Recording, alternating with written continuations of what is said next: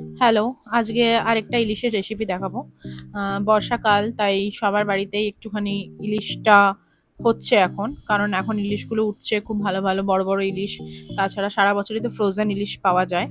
তো টাটকা ইলিশের এখন খুব ডিমান্ড। তাই আমার বাড়িতেও যেহেতু আমি বাঙাল, তাই আমার বাড়িতে ইলিশটা হবেই। এটা স্বাভাবিক, ঠিক আছে? আর আমি ইলিশ মাছ খেতে খুব ভালোবাসি। তাই আজকে আরেকটা রেসিপি শেয়ার করব ইলিশ মাছের।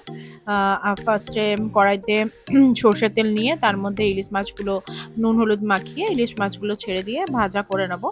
ভাজা করে নেওয়ার পরে আচ্ছা আমি যে এই রেসিপিটা দেখাচ্ছি এই রেসিপিটা আমি খুব একটা খাই না। কারণ আমার খুব একটা পছন্দের নয়। আমি যেহেতু দই ইলিশ বা তোমার ভাপা ইলিশ, সর্ষে ইলিশ এগুলি বেশি ভালোবাসি। এই রেসিপিটা আমার মায়ের খুব পছন্দের এই রেসিপিটা। তাই আমি বানাচ্ছিলাম। এটা হচ্ছে ইলিশ মাছের পাতলা ঝোল কালো জিরে বেগুন কাঁচা লঙ্কা দিয়ে। তো ওই জন্য ইলিশ মাছগুলো ভাজা করে নিলাম ফার্স্টে নুন হলুদ মাখিয়ে কড়াইতে তেল গরম করে সর্ষের তেল দেবে, অবশ্যই সর্ষের তেল লাগবে। নিয়ে করার পরে তারপরে তোমার একটা বেগুনকে ছোট ছোট করে কেটে নিলাম। কেটে নেওয়ার পরে তোমার কিছু কাঁচা লঙ্কা ছাড়িয়ে নিলাম। ছাড়িয়ে নেওয়ার পরে ইলিশ মাছের যে ভাজা তেলটা আছে সেই তেলটার মধ্যেই তোমার কালো জিরে ফোড়ন দিয়ে দিলাম। কালো জিরে ফোড়ন দেওয়ার পরে তারপরে বেগুনগুলো ছেড়ে দেবো। বেগুনগুলো ধুয়ে নিয়ে বেগুনগুলো ছেড়ে দেবো। ছাড়ার পরে কাঁচা লঙ্কাগুলো একটু চাকু দিয়ে ফেরে ফেরে দিয়ে দেবো। দেওয়ার পরে এটাতে শুধু এটাতে কোনো মশলা যায় না, কিন্তু অনলি নুন আর হলুদ। এটা কোনো মশলা দিলে কিন্তু ইলিশের সেই টেস্টটাই পাবে না। জিরে ধনে এগুলো কিচ্ছু দেওয়া যাবে না। তো ওই জন্য আমি শুধু নুন আর হলুদ দিয়ে এই রেসিপিটা করি। আর তোমার এইটাতে নুন আর হলুদ দেওয়ার পরে তারপরে বেগুনগুলো একটু ভাজা ভাজা হয়ে যাবে। ভাজা ভাজা হয়ে যাওয়ার পরে তারপরে তোমার অল্প একটু জল, যে যেরকম ঝোল খাবে সেরকমই জল দেবে। যার বাড়িতে যতজন লোক আছে যতটা লাগবে ততটাই দেবে, ততটাই দেবে। তো ওই জন্য তোমার বেগুনগুলো ভাজা ভাজা হয়ে যাওয়ার পরে জলটা দেওয়ার পরে তার মধ্যে ইলিশ মাছ ভাজা যেগুলো আছে সেগুলো ছেড়ে দেবো। ছেড়ে দেওয়ার পরে ওইটা ওই 10 মিনিট মতো ফোটাবো। ফোটানোর পরেই ইলিশ মাছের বেগুন দিয়ে কালো জিরে দিয়ে ঝোল রেডি হয়ে যাবে।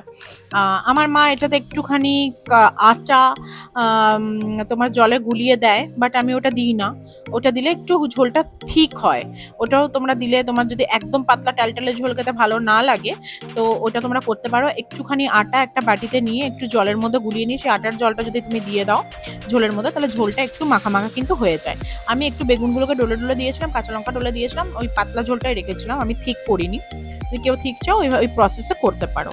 আর আমি এই ঝোলটা খাইনি, আমার জন্য আমি ভাজা ইলিশ তুলে রেখেছিলাম। ভাজা ইলিশ আর তোমার ইলিশের ভাজার যে তেলটা সর্ষের তেলটা ওটা আমি তুলে রেখেছিলাম।